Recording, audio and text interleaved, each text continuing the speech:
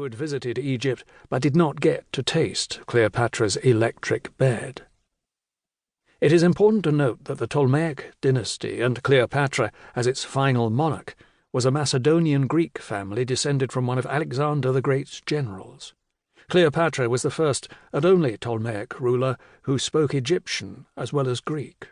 She saw herself as an incarnation of the goddess Isis.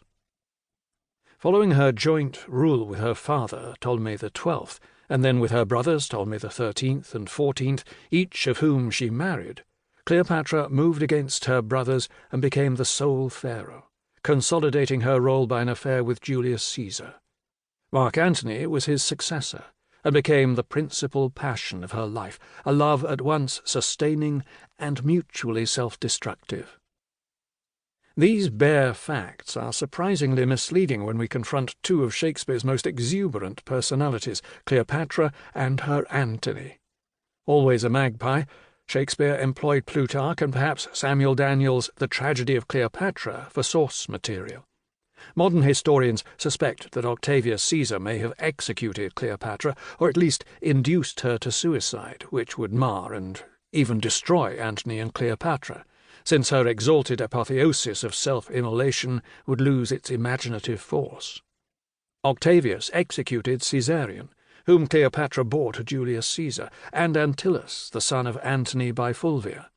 He did, however, spare the other children of Antony and Cleopatra. One way to begin apprehending Cleopatra and Antony is to appreciate that they are the first celebrities in our debased sense. Charismatics, the lovers confer shreds of their glory on both their followers and their enemies. Their bounty is boundless. Antony is generous, Cleopatra something else. Hers is a giving that famishes the taker. She beguiles and she devastates. Shakespeare follows Plutarch in showing us an Antony who is 54 and a Cleopatra who is 39 when they first meet. Antony declines throughout the drama, while Cleopatra increases in vividness and at last achieves greatness through her suicide. Poor Antony blunders and bungles. His ultimate travesty comes as he is dying, and is hoisted up to the monument where Cleopatra has immured herself, lest Octavius take her captive. Somewhat departing from Plutarch, Shakespeare made Hercules rather than Bacchus or Dionysus, the genius or demon of Antony.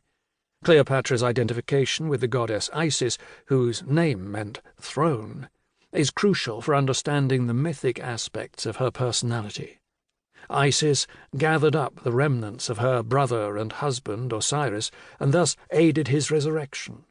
The annual rising of the Nile was attributed to the tears of Isis lamenting Osiris. Cleopatra identifies herself with the Nile and with the earth of Egypt. In her dying rapture she proclaims she is air and fire and no longer water or earth. Shakespeare's capacious imagination implies that Cleopatra as Isis marries Antony as Osiris and sustains him until his suicide. Each time I reread and teach Antony and Cleopatra, I find myself murmuring two lines from D.H. Lawrence's poem Don Juan. "It is Isis, the mystery, must be in love with me." Much in Shakespeare's Cleopatra always will remain a mystery. Like Falstaff, perpetually she acts the part of herself. Theatricality is as acute in Antony and Cleopatra as it is in Henry IV Part 1 and in Hamlet. Cleopatra will not share the stage with anyone. Mercutio in Romeo and Juliet is her forerunner. Shakespeare has to kill him off before he steals the show. You cannot kill Shakespeare's Cleopatra or his Falstaff because their plays would die with them. However equivocal Shakespeare was in regard to female sexuality, particularly in the Dark Lady sonnets and elsewhere throughout his plays, his Cleopatra is immortal because she is the endlessly renewing fecundity of a woman's passion in the act of love. Shakespeare plays upon will as at once his name, sexual desire, and the male and female sexual organs, as he addresses his Cleopatra in The Dark Lady. "Whoever hath her wish, thou hast thy will, and will to boot, and will in overplus. More than enough am I, that vex thee still, to thy sweet will making addition thus. Wilt thou..."